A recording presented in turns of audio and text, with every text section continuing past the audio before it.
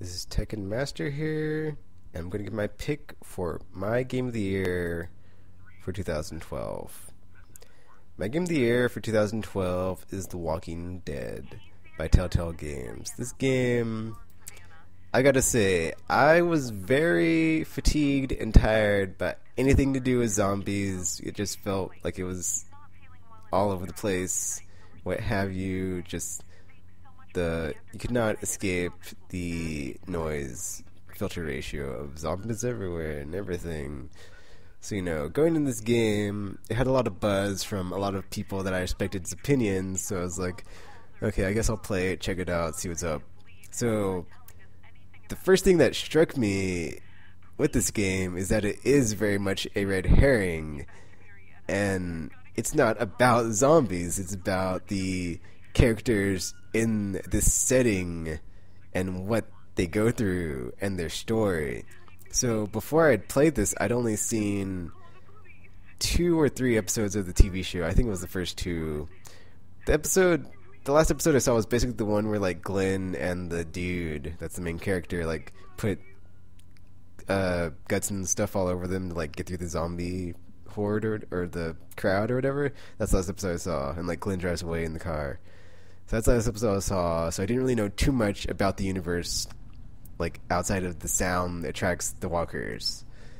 So, being able to play the game, I was able to experience even more and just learn so much more than I'd learned from the TV show, and it was really cool.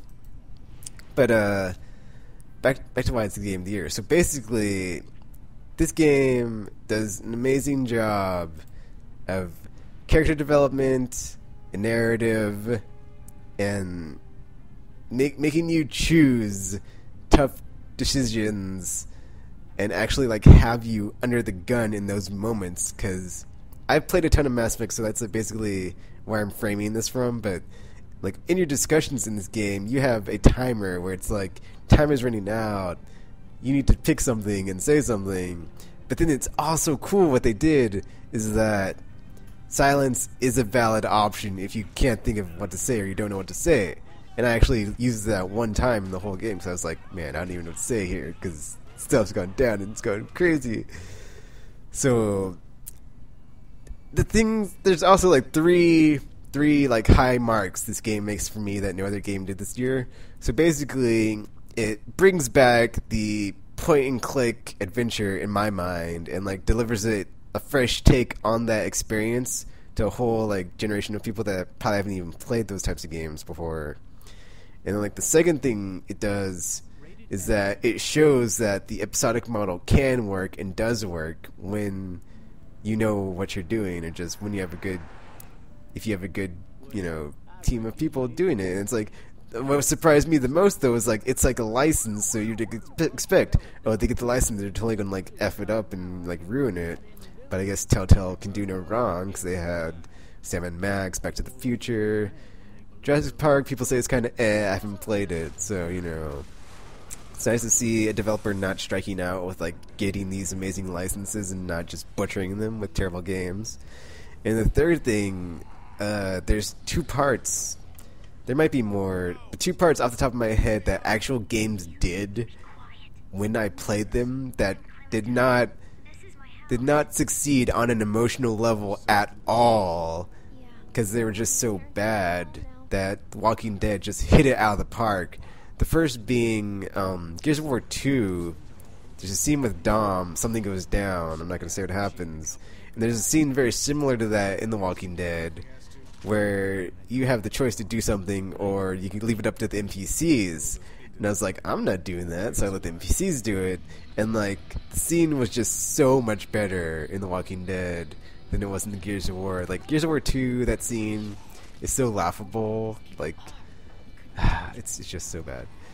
Well, it's not bad, it's just not nearly as good. It's just, man, it's like, how could they not do it better? And then like, Heavy Rain, it has a similar part to the whole Jason when you're yelling for his name, like in the mall, a part like that in The Walking Dead when you're trying to find Clementine. But it organically comes through so much better when Lee's doing it, because it's like at that part in the game, I think this is chapter 4. So you would like build up this relationship with this character, and you know them, so it's like you actually care for them, and like you can't find them, and you're like, holy crap, where they at? And then like Lee like just starts going, like saying that, like you're not triggering it manually, it's like automatically coming through, and like as it does that, it just built my urgency, like holy crap, where is she, holy crap, where is she, like higher and higher and higher, higher. And I'm like, wow, that was just super well done, because Heavy Rain is one of my most favorite games, so it's like it totally just like outright Heavy Rain right there, which was amazing. The only flaw I would say, bringing it back to Heavy Rain for Walking Dead, would be that it does not have like player character permadeath. So it's like if you die, you don't die forever. It's just like, oh, retry that scene or retrying that part. Okay, it's like no harm, no foul. So it doesn't. You're still invested in the characters and your decisions, but you're not as invested to the point of holy crap, I could die at any moment, because dying has no consequence. So it's like it has that issue where like some like the games don't get it right when you have a like fail state or a death and there's like really no consequence there. So yeah, Walking Dead. Other reasons why it's my game of the year. I really enjoyed when you would get to the end of the chapter and it would show you what you chose versus what everybody else chose, and it was really cool for me when I would be in like the minority and it was like the vast majority of the other players did this. And I was like one of the few, or like when you could see that it was very much like very even, like it was not like a 80-20 or 70-30. Like most of the choices when I played through were like less than 60-40. It's like 50 55-54. It's like very close to being even. So it's like, and like that's another great thing about the game is like when you talk to someone else, like we've done recently with the Aimless, like about your decisions while playing, it just feels like a whole other experience because you can say, oh, what I did in my playthrough was, and then like they talk about that, like what they did in their playthrough. It's like, wow, just completely different things happened when stuff went down. Even though like the like from what I've heard is like all the like branching decisions don't really matter and all this other stuff. It's like I'm not really going to fault the game for that because it's just such a good experience. I didn't really care that none of that stuff really mattered. And man, it just has me so pumped to see what they do in season 2. It's like, that was insane. How do you follow this up? It was just so good, so emotional, so memorable, so climactic.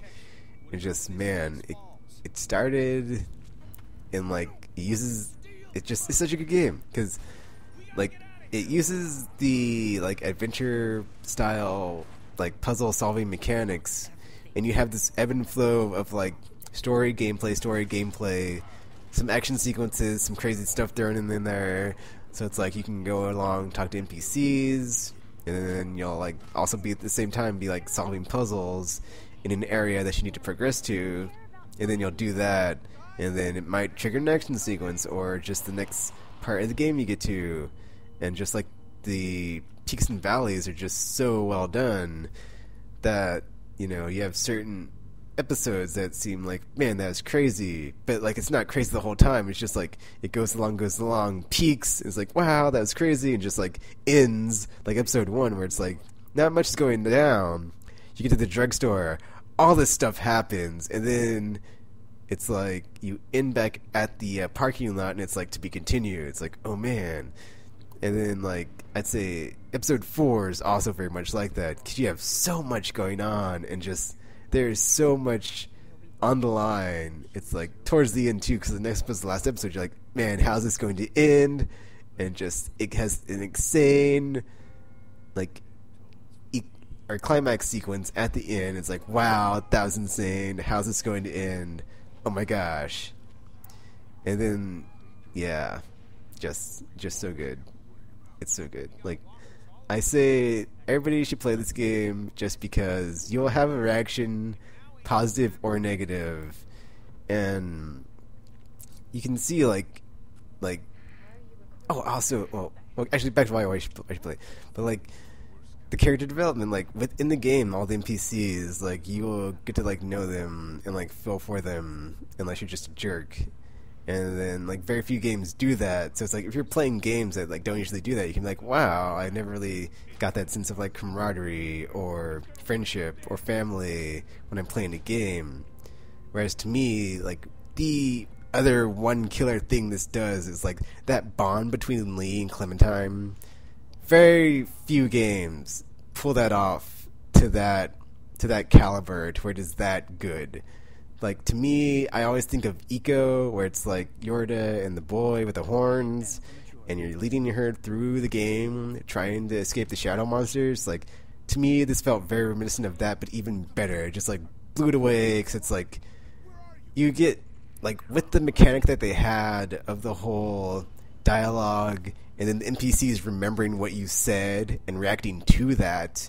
It's like if you were truthful or not truthful, it would be very, you know, this will come back for better or worse to bite you, or I guess not bite you, if you've been truthful or not. So I thought that was amazing. And just like the conversations you would have with Clementine about just everything and how it just like you felt invested in that character. At least I did. I personally felt invested in that character, and like I had to protect her. It's like it was very weird because no game had ever done this before. I felt like a like paternal, patriarchal like instinct come out of me of like I have to protect her and get her back to her parents, or just get her to safety or escape this madness that we are in this zombie apocalypse. So it's like from that it just like grow and grow and grow to where it's like, man, this child I'm taking care of. I feel like, yeah, it's like I felt like I was taking care of her. It's like no other game I like got that feel from like an NPC of like I am like the sole protector that can only really save you or get you out of the situation. And just stuff goes down so crazily in this game. It's like, man, so good. And then like you have similar relations with the other NPCs. Like some of them are not as good, some of them like worse.